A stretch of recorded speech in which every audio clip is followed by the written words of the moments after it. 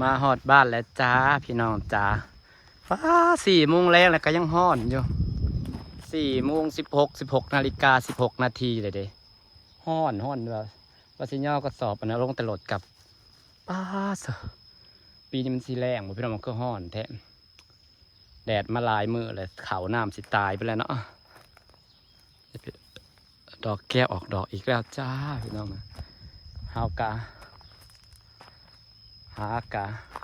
มาฮอดบ้านมาเช้ากะสิย่อกระสอบอันนี้ลงก็ได้แดดก็ดอกกระเดียพี่น้องเอากระย่อกระสอบดินลงได้2-3 สอบปดว่าห่อนแท่ห่อนว่าบ่ไหวให้มันคืบมันจังสิย่อลงมื้ออื่นเช้าจะสิไปเล่นน้ำเจดซีไปบ้านเจดซีพี่น้อง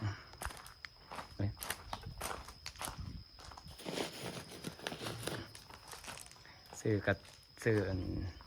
อาหารมาไว้อีก2 กระสอบผ่านทางนี่พี่น้องต้นทุเรียนซื้อมาลองปลูก2 ต้นเคยลองปลูกแต่ต้นนี้น้อยมันหักบ่รอดเนาะปลูกก็ต้นนั้นปลูกกับบ่ค่อยดูแลหญ้ากระดอกกระเดี่ยหญ้าถมมันนั่นนะตอนปลูก2 ต้นตอนปลูกต้นนั้นนะปลูก4 ต้นตอนนั้นนะปลูกต้นนี้น้อยไปปลูกในบ่อลุบๆมันนะเป็นที่ลุบๆเป็นที่น้ำขังกันนะตอนนี้เราสิมาปลูกอยู่นี่พี่น้องในวันนั้นสิเอาย่างเข้าไปบางทีถือแดดจะแสบป้าแดดแห้งอะไรต้นไม้เฉพาะมันจังใบไม้มันจังมาหายใหม่จนหมดพี่น้อง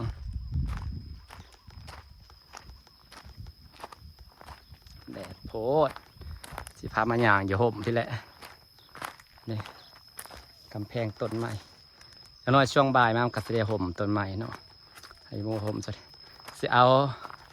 ผ่าแสลงอ้อมไว้นางว่าสิปลูก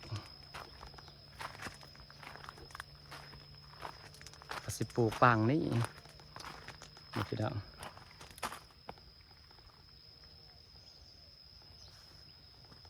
สิปลูกบางนี่ต้นนึงต้นนี้นะต้นไม้ต้นนี้นะสิแปลงดินใหม่ก่อนสิแปลงดินใหม่แล้วจะเอาดินดินที่เขาซื้อมานะมาผสมแล้วก็เอาฝุ่นมาผสม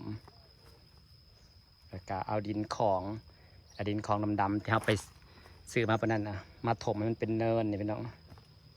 มันเป็นเนินขึ้นแล้วก็ขยายอิฐนี่ออกไปจักหน่อยให้เป็นเวิ้งกว้างๆใหญ่แล้วเอาดินเอาดินอันนั้นอันนี้มาผสมกันแล้วก็มาคุกให้มันเป็นดินมีหลายๆดินนะหญ้านางกะเขียวเบิดแล้วพี่น้องมันติดไปเลยหญ้าเลข 9ติดแล้วจะเป็นเลข 9แล้วจ้าพี่น้องจ้าพวกเราเบิ่งเลข 9แดดแห้งต้นกล้วยกะมาปลูกเป็นต้นเป็นยอดแล้วมันตายพี่น้องใบมันตายแล้วก็เลยตัดให้มันขึ้นแบบนี้พันบาไปเบิ่งข้าเจ้าสอนนิกนั่นนะข้าเจ้าเขาว่าให้ตัดออกให้ตัดให้มันขึ้นยอดใหม่มันจังสีอันนี้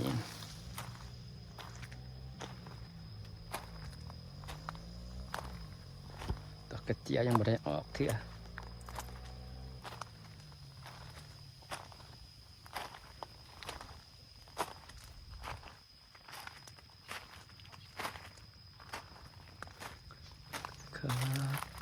ก็จะเป็นที่หนึ่งแดดแห้ง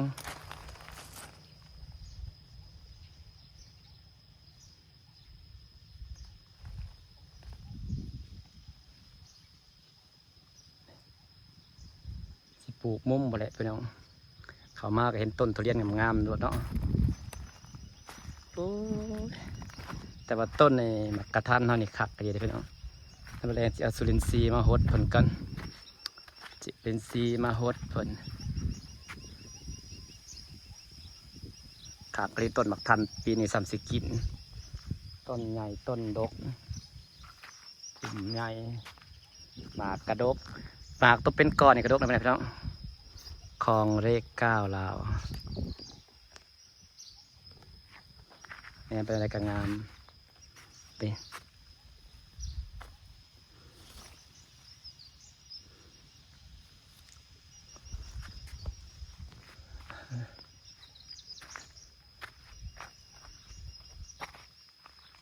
อ้ยแดดเด้แดดแห้งอีหลี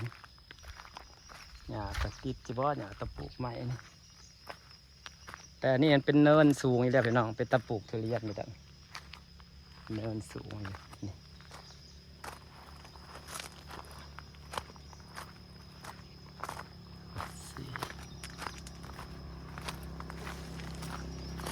ปลูกวางนี่ต้นนึงกระสิปลูกฟ้าแดดนะ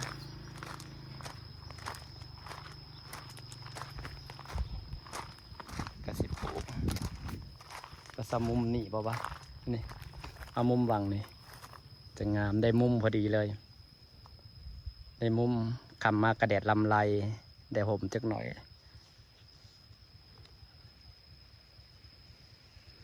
ได้มุมห่มจักหน่อยเนาะถ้าอย่างเข้ามาก็เห็นต้นทุเรียนสวยๆเลย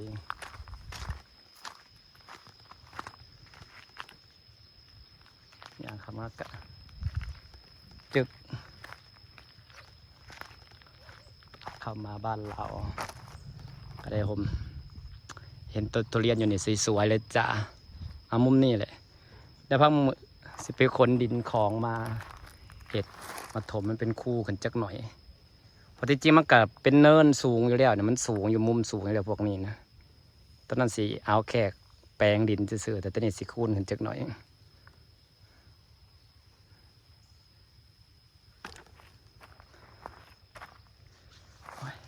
แดดอ่อนจังสิคนคลองลงแต่หลดพี่น้องเนี่ยยังบ่อ่อนอยู่แดดแห้งอีหลี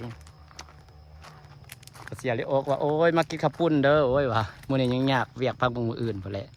บุญบ้านเพิ่นอีกเลยกินข้าวปุ้นอีกแล้วไปไส้เกาหลีนี่ข้างนอกมันเกิดออกมาหลายวะแต่มาตัดไส้เกาหลีข้างนอกออก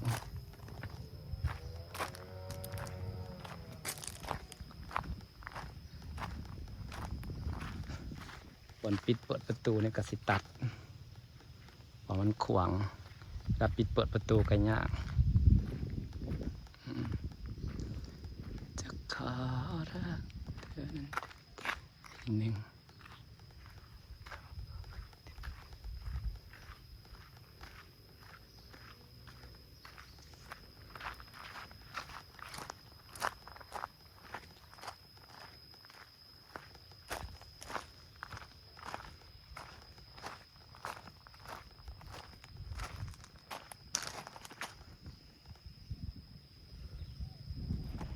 พี่น้องจ้าสิได้ฝากบรรยากาศไว้สับนี่พี่น้องมาตื่นมาแล้วกับฟ้าไปรถแป้งเปิ้งกับบริทากันเลยซีดเนี่ยจึงหน่อยสิฝากบรรยากาศไว้ซ้ำนี่ละจ้าพอดีลองพื้นกับเบิดลองพื้นกับกันแดดที่หมักทาขาวๆมันเบิดพี่น้องเลยบริทาใบงามสบายดีเด้อพี่น้อง